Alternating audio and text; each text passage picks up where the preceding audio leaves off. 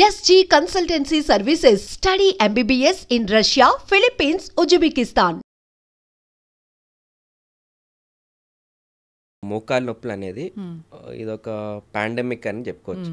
అంటే వయసుతో సంబంధం లేకుండా ఈ మధ్య వస్తుంది. దానికి అసలు మూల కారణం చూసుకోవాలి.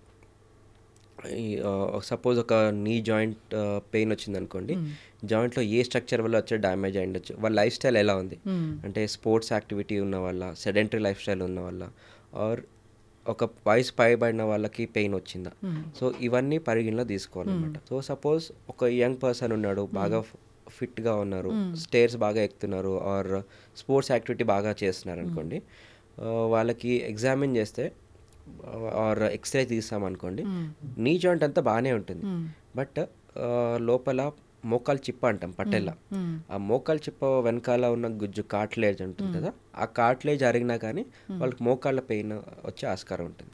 దాన్ని మనం పటెల్లో ఫీమోరల్ సిండ్రోమ్ అంటాం.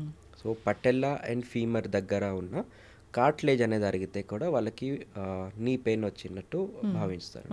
బాగా ఎక్కువసేపు నుంచుంటారు, ఆర్ మోకాళ్ళ మీద ఎక్కువ నుంచునే వాళ్ళకి, ఆర్ వంగి పని చేసే వాళ్ళకి మోకాళ్ళు అగైన్ అరగకున్నా కానీ లోపల బర్సా ఫామ్ అవుతుంది అనమాట. అంటే చెడు నీరు, inflammatory mediated. So house maids నీ అంటాము, ఆర్ బేకర్ సిస్ట్ అంటాము. సో ఇవన్నీ బాగా ఇన్ఫ్లమేటరీ సూప్ అంటాం.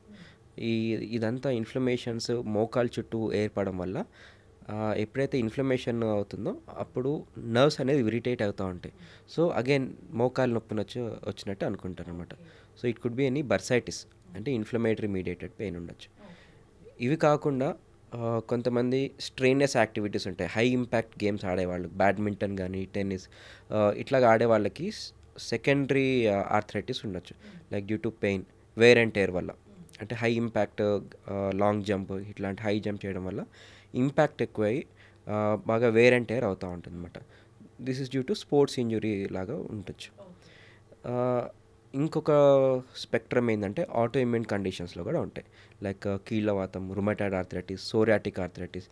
సో వీళ్ళలో బాడీ సెల్ఫ్ డిస్ట్రక్షన్ చేసుకుంటూ ఉంటుంది. అంటే వీళ్ళలో ఏమవుతుందంటే సైనోవియం అనేది బాగా ఓవర్ యాక్టివిటీ అవ్వడం, ఆర్ మన బాడీలోనే సైనోవియం మీద దాడి పడడం, అండ్ దానివల్ల ఇన్ఫ్లమేషన్ ఎక్కువై కార్టిలేజ్ అరగడం. సో వీటి వల్ల కూడా వాళ్ళకి పెయిన్ వస్తూ ఉంటుంది. ఒక పేషెంట్ మీ దగ్గరకు వస్తే అది ఎందుకు వచ్చిందని తెలుసుకుంటారు.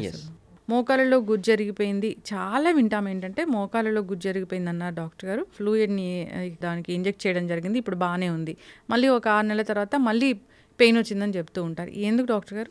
మోకాళ్ళలో ఇంజెక్షన్ అనేది అసలు ఏం ఇంజెక్షన్ చేస్తున్నాం, అసలు ఎందుకు చేయాల్సి వస్తుంది? సో వాళ్ళకి చూసుకోవాలన్నమాట. అంటే బర్సైటిస్ వల్ల వచ్చిందా, మళ్ళీ పట్టెళ్లలో ఉన్న కార్టిలేజ్ అరగడం వల్ల వచ్చిందా, ఆర్ వయసు రీత్యా వచ్చిన మోకాళ్ళల్లో గుజ్జు అరిగిన కార్టిలేజ్ అరిగినా తెలుసుకోవాలి.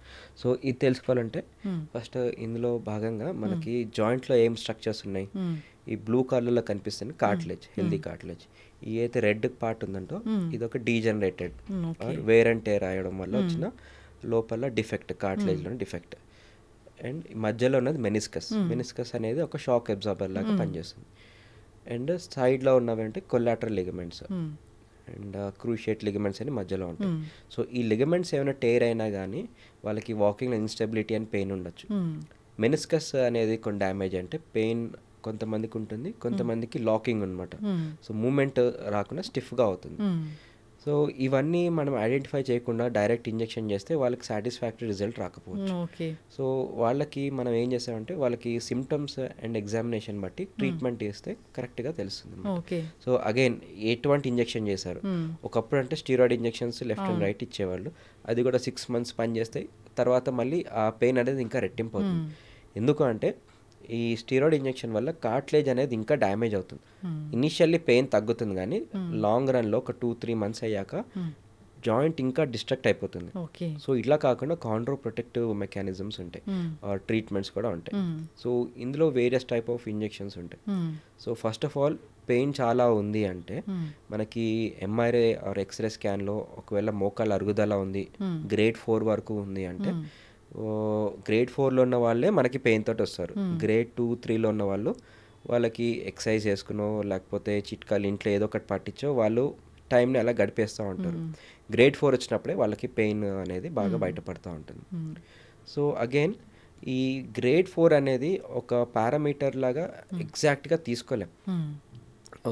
మీరు ఒక ఊరు వెళ్ళారనుకోండి, ఒక ర్యాండమ్గా ఒక 10 మందికి ఎక్స్రే తీసారనుకోండి, అందులో ఇద్దరికి నొప్పి ఉంటుంది, 8 మందికి నొప్పి ఉండదు, బట్ అందరికీ గ్రేడ్ 4 నీ స్టేజెస్ ఉండొచ్చు. సో అలాగా మనము ఈ నీ జాయింట్ అనేది ఒక పాండోరా బాక్స్ లాంటిది. సో అదొక ఇండివిజువల్ పర్సెప్షన్ బట్టి ఉంటుంది. కొంతమందికి పెయిన్ థ్రెషోల్డ్ తక్కువ ఉంటుంది, కొంతమంది ఎక్కువ ఉంటుంది. కొంతమందికి గ్రేడ్ 2లోనే చాలా పెయిన్ ఎక్కువ ఉంటుంది, గ్రేడ్ 4లో ఉన్నా కానీ పెయిన్ తక్కువ ఉంటుంది. సో ఏదైనా కానీ పెయిన్ని మాత్రం మనం వాళ్ళకి ట్రీట్ చేయాలి. సో పెయిన్ ట్రీట్మెంట్లో, పెయిన్ మేనేజ్మెంట్లో ఒకవేళ గ్రేడ్ 4 ఉంది, కార్టిలేజ్ మొత్తము వాష్ అవుట్ అయ్యింది అంటే, ఒకవేళ వాళ్ళు సర్జరీకి ఫిట్ కారు, సర్జరీ ఇంట్రెస్ట్ లేదు, ఆర్ ఎర్లీ స్టేజెస్లో ఉన్నారు అంటే వాళ్ళు 40 ఆర్ బిలో 50 ఇయర్స్లో ఉన్నారు అంటే వాళ్ళకి ఏం చేస్తామంటే genicular nerve radio frequency ablation. So వాళ్ళకి ఇక్కడ చిన్న నరాలు ఉంటాయి, జెనిక్యులర్ నర్వ్స్ అని. ఈ నర్వ్స్ ఏం చేస్తాయంటే ఇక్కడున్న పెయిన్ని బ్రెయిన్ వరకు స్పైనల్ కార్డ్ నుంచి తీసుకెళ్తాయి. సో ఆ నర్వ్స్ని ఇక్కడ లేజర్ ద్వారా బ్లాక్ చేస్తాం రేడియో ఫ్రీక్వెన్సీ అబ్లేషన్ ద్వారా. సో జాయింట్ ఎలాగున్నా కానీ పెయిన్ అనేది అంతగా వాళ్ళకి సెన్సిటివిటీ ఉండదు. సో ఇదొక టైప్ ఆఫ్ ట్రీట్మెంట్. ఎర్లీ స్టేజెస్లో ఉన్నారు ఆర్ వాళ్ళకి గ్రేడ్ 3 ఆర్ లెస్ ఉన్నారు అంటే వాళ్ళకి టెంపరీ సొల్యూషన్ అంటే వాళ్ళకి హైలోనిక్ యాసిడ్ ఇంజెక్షన్ చేయడం జరుగుతుంది. So it's a kind of engine oil అనమాట. లూబ్రికేట్ అవుతుంది, జాయింట్లో ఫ్రీ మూమెంట్ అవుతుంది. ఇంకొంతమందికి గ్రోత్ ఫ్యాక్టర్స్ ఇంజెక్షన్స్ అంటాం. గ్రోత్ ఫ్యాక్టర్స్ అంటే రకరకాలుగా ఉంటాయి. ఒకటి PRP అని ఉంటుంది, ప్లేట్లెట్ రిచ్ ప్లాస్మా. ఇంకొకటి గ్రోత్ ఫ్యాక్టర్స్ కాన్సన్ట్రేట్ ఇంజెక్షన్ ఉంటుంది. సో ప్లేట్లెట్లోనే గ్రోత్ ఫ్యాక్టర్స్ అనే సెల్స్ ఉంటాయి. సో దాన్ని యాక్టివేట్ చేసుకుని ఆ ఇంజెక్షన్ కనుక మనం జాయింట్లో ఇంజెక్షన్ చేస్తే డ్యామేజ్ దాన్ని మళ్ళీ హీల్ చేస్తుంది, జాయింట్లో ఉన్న ఇన్ఫ్లమేషన్, చెడు ఇన్ఫ్లమేషన్ తగ్గిస్తుంది, జాయింట్లో హెల్తీగా ఉంచుతుంది. సో దీని తర్వాత నెక్స్ట్ ఏంటంటే bone marrow aspirate concentrate, BMAC అంటాం. ఆర్ లేటెస్ట్గా వచ్చింది స్టెమ్ సెల్స్లో ఎగ్జోజోమ్స్ అంటాం. సో ఈ విధంగా పేషెంట్ అఫోర్డబిలిటీ బట్టి, వాళ్ళ నెసెసిటీ బట్టి అడ్వైస్ చేయడం జరుగుతుంది. సో ఇది మళ్ళీ ఒకసారి పెయిన్ తగ్గాక పేషెంట్ ఏం చేస్తారంటే యథావిధిగా వాళ్ళు చేసే పనులు, సో ప్రికాషన్స్ సరిగా పాటించకపోవడం, పెయిన్ తక్కువైంది కదా అని చెప్పి మళ్ళీ ఎక్కువ విగరస్ యాక్టివిటీస్ చేయడం, ఫిజియోథెరపీ సరిగా చేయకపోవడం, సో వీటన్నిటి వల్ల మళ్ళీ పెయిన్ వచ్చే ఆస్కారం ఉంటుంది. సో రెస్పాన్సిబుల్ ఫిజిషియన్గా వాళ్ళకి ప్రికాషన్స్ చెప్పడం, ఫిజియోథెరపీ చెప్పడం అండ్ ఫాలోఅప్స్లో ఉంచుకుంటే వాళ్ళకి మళ్ళీ పెయిన్ రాకుండా ఉంటుంది. అయితే డాక్టర్ గారు చాలామంది ఇది కాకుండా నడుస్తూ ఉంటే టిక్ టిక్ సౌండ్ వస్తూ ఉంటుంది వాళ్ళకి. సో దానికి అదే ఎందుకు వస్తుంది, దానికి కూడా మన దగ్గర ఏమైనా ట్రీట్మెంట్ ఉందా? So again joint stiffness or ఉంటే వాళ్ళకి సైనోవియంలో సక్రీషన్ తక్కువ అవడం వల్ల, ఆర్ స్మూత్నెస్ లేకపోవడం, ఆర్ లిగమెంట్స్ అయినా టైట్నెస్ కానీ స్టిఫ్నెస్ ఉంటే సడన్గా అట్లాగా పాపప్స్ కానీ పెయిన్ వస్తూ ఉంటుంది. బట్ వాళ్ళకి చూసుకోవాల్సింది ఏంటంటే ఎనీ నీ జాయింట్లో సౌండ్ వచ్చినా, పెయిన్ వచ్చినా అసలు రూట్ కాజ్ ఏంటి, ఎందుకు వస్తుంది, వయసు రీత్యా వచ్చిందా ఆర్ సడన్గా ఆన్సెట్ వచ్చిందా. ఒకవేళ సడన్గా వస్తే it's an acute thing, rest and over the counter medications, physiotherapy, ఐసింగ్తోని సరిపోతుంది. వాళ్ళ వెయిట్ ఎక్కువ ఉంది, లైఫ్ స్టైల్ సరిగా లేదు అంటే వాళ్ళకి ఎక్సర్సైజెస్ ప్రిస్క్రైబ్ చేయడం, నీ జాయింట్లో క్వాడ్రిసెప్స్ కానీ hamstring muscle strengthening exercise prescribe చేయడం, అండ్ వెయిట్ మేనేజ్మెంట్, వెయిట్ కొంచెం రిడక్షన్ చేసుకుంటే వాళ్ళకి ఈ రిజల్ట్ కూడా ఇంకా బెటర్గా ఉంటుంది. అయితే డాక్టర్ గారు ఇప్పుడు మోకాలు నొప్పులు ఉన్న వాళ్ళు వాకింగ్ అనేది చేయొచ్చా? డెఫినెట్లీ వాకింగ్ ఈజ్ గుడ్ అండి. అంటే వాకింగ్ చేస్తుంటే మనకి ఆటోమేటిక్గానే మజిల్స్ అనేవి స్ట్రెంథనింగ్ అవుతూ ఉంటాయి అండ్ జాయింట్కి కావాల్సిన సర్క్యులేషన్, బ్లడ్ సర్క్యులేషన్ కూడా చాలా ఇంప్రూవ్ అవుతుంది.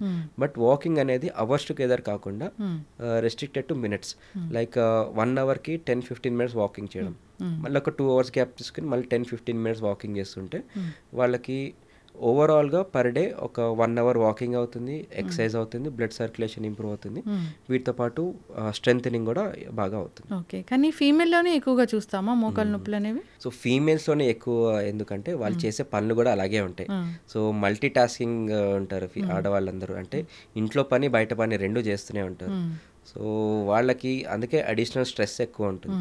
సో ఎక్కువగా సేపు నుంచుని వంట చేయడము, కింద కూర్చుని తుడవడము కానీ, అన్ని అంట్లు పనులు కానీ అన్నీ చేయడం, వీటితో పాటు టీచింగ్ జాబ్ ఉంటుంది చాలా మందికి, ఆర్ ఎక్కువసేపు నుంచునే జాబ్ కూడా ఉండొచ్చు, అండ్ మజిల్ వీక్నెస్ కూడా ఉంటుంది. సో మజిల్ వీక్నెస్ అంటే అదేం అట్లేం కాకుండా స్ట్రెంథనింగ్ తక్కువ ఉంటుంది.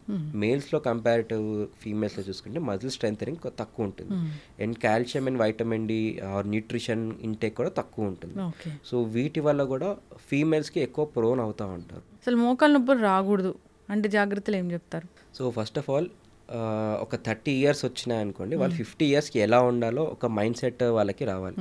సో వాళ్ళకి వెయిట్ మేనేజ్మెంట్ చూసుకోవడం, వీక్లీ వన్స్ లోవర్ లెగ్స్ కానీ or thigh muscles strengthening exercise చేసుకోవడం, అండ్ ప్రివెంటివ్గా యాంటీ ఇన్ఫ్లమేటరీ డైట్ చేసుకోవడం. లైక్ మన ఇంట్లోనే అందుబాటులో ఉండే వస్తువులు లైక్ పసుపు అంటాము, పసుపు విత్ బ్లాక్ పెప్పర్ వాటర్లో తీసుకోవడం.